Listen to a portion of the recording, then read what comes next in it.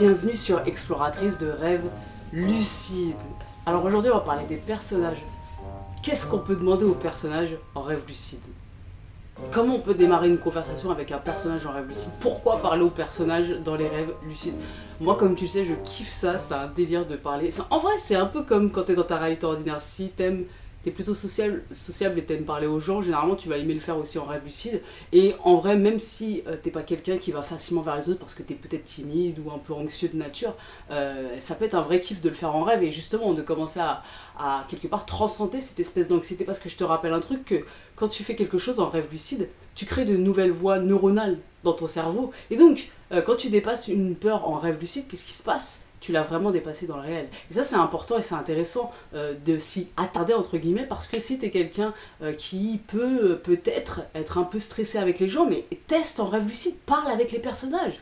Et là, forcément, tu vas pas avoir cette espèce d'anxiété ou de timidité que tu peux avoir dans ta réalité ordinaire, sauf si ta lucidité n'est pas max et que du coup tes croyances limitantes sur toi-même de ta réalité ordinaire rejaillissent dans le rêve. Mais si tu as une bonne lucidité, tu pourras parler aux personnages, et en faisant ça, qu'est-ce qui se passe? Plus tu parles à des personnages, plus tu dialogues avec eux, plus tu vas acquérir une certaine confiance en toi par rapport aux relations sociales. Donc ça va rejaillir dans ta réalité ordinaire. Bon, bref, petite parenthèse, le vrai sujet de la vidéo, c'est quelles questions leur poser en fait, quel dialogue entamer avec un personnage de rêve. Donc moi, mes questions préférées aux personnages de rêve, parce que je te rappelle que les personnages dans le rêve, c'est des parts de ta psyché, donc c'est ton inconscient évidemment. Et c'est beaucoup plus facile quand tu as des questions à poser de parler à quelqu'un face à toi, un personnage, que de directement lever les yeux au ciel et parler au ciel ou parler au rêve lui-même. Ça peut être un peu plus déstabilisant. Moi là j'ai fait donc un rêve lucide il y a 3-4 jours. Je t'en parlerai dans une prochaine vidéo, je te raconterai tout ça. Mais quoi qu'il en soit, j'ai parlé à plusieurs personnages, ça a été même carrément le thème central dans mon rêve lucide, j'ai fait quasiment que ça. Enfin, j'ai beaucoup fait ça. Et c'était hyper intéressant, toutes leurs réponses, mais vraiment, c'était hyper intéressant en fait. Mais je voudrais le raconter en entier, le rêve lucide, plus tard, donc je vais pas tout raconter, mais quoi qu'il en soit, un truc que je kiffe faire, c'est demander aux personnages, qu'est-ce que tu représentes pour moi?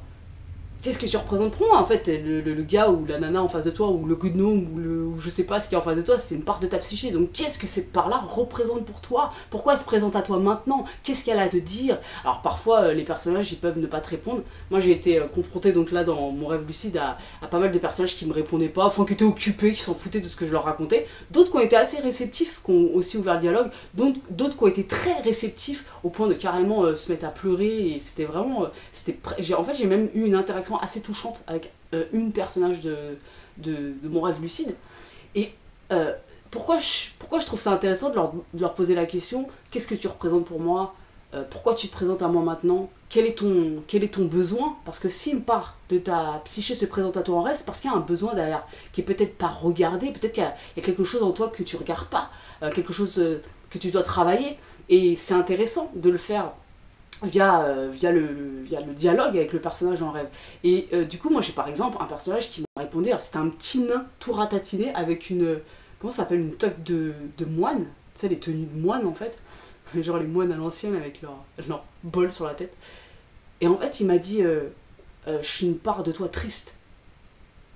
Et tu vois, quand il m'a dit ça, je me suis dit, ah, c'est intéressant quoi. C'est intéressant, c'était une part de moi que de toute évidence je regarde pas. Alors malheureusement, j'ai été un peu embarquée, et c'est toujours le problème, c'est que mon enthousiasme me fait que j'ai une tendance à l'éparpillement qui fait que j'ai donc parlé tout de suite assez, j'ai pas approfondi. Voilà, la prochaine fois j'essaierai d'approfondir. En tout cas, j'ai parlé à plein de personnages et tu vois, c'est intéressant parce que si à partir de cette réponse-là, ça te touche, tu dis ah ouais, tu peux continuer de dialoguer et finalement, qu'est-ce que ça t'apporte au final? Une plus grande connaissance de toi-même. Et plus tu te connais, plus dans ta vie ordinaire, dans ta réalité ordinaire, tu vas pouvoir dépasser tes limites, affronter tes peurs, te prendre avec bienveillance, évoluer, te développer. C'est aussi, tout ça, c'est aussi très spirituel finalement. Ça renvoie à la voix du cœur, quoi, à la voix de l'esprit, à la voix du cœur. Et quoi de plus intéressant que de le faire de cette façon-là? Donc moi vraiment, je t'invite, quand tu es en rêve et que tu vois des personnages, à aller parler avec eux tout simplement, comme tu pourrais le faire dans ta réalité ordinaire, bon, avec la timidité et l'anxiété en moins évidemment, mais vraiment aller leur parler et pas faire mon erreur, c'est-à-dire entamer le dialogue, et puis après dès que la personne elle m'a dit ce qu'elle avait à me dire, de me barrer, parce que ça c'est un peu... Il y en a une avec qui j'ai vraiment poussé le dialogue, je te raconterai tout ça. Quoi qu'il en soit, je t'invite vraiment à le faire, à tout simplement, alors tu peux leur demander ce que tu veux en vrai, mais moi en fait j'aime bien que ça travaille, enfin j'aime bien, voilà, que ça joue sur la partie vraiment psychologique, me comprendre en fait, et c'est ça pour moi, les personnages, ils sont vraiment le miroir de part de moi-même, donc c'est intéressant de parler avec eux. Voilà, n'hésite pas à me dire en commentaire si toi aussi c'est un truc que tu fais, parler au personnage. Si tu le fais, est-ce que toi t'es complètement sur autre chose quand tu leur parles? Ça peut être que du délire ou je sais pas, autre chose, hein. Moi, je te parle de ça parce que c'est ma vision du truc. N'hésite pas à le faire, et puis on se retrouve demain pour une nouvelle vidéo. Ciao!